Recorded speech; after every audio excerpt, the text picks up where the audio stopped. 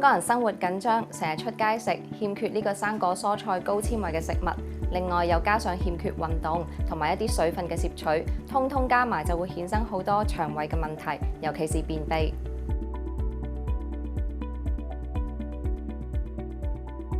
膳食纖維唔可以俾人體吸收，但係對我哋嘅腸道健康尤其重要，因為佢可以促進我哋嘅腸道蠕動，吸水之後可以軟化大便，可以預防呢個便秘、痔瘡甚至乎大腸癌嘅發生。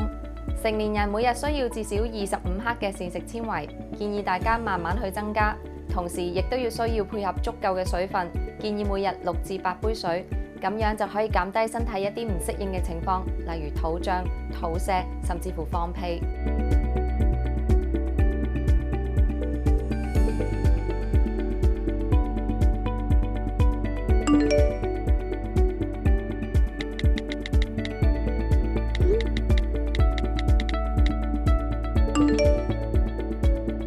唔同生果有唔同嘅膳食纖維量，以100克嘅食物計，綠色嘅奇異果就有3克，而我哋平時食嘅橙啊、蘋果甚至乎香蕉就介乎2.4至2.6克嘅膳食纖維。成年人每日至少進食2份嘅生果，並且選擇唔同嘅類型，促進健康。奇異果裏邊有一個獨特嘅成分叫做奇異酵素，再配合埋佢豐富嘅纖維，有助改善便秘嘅情況。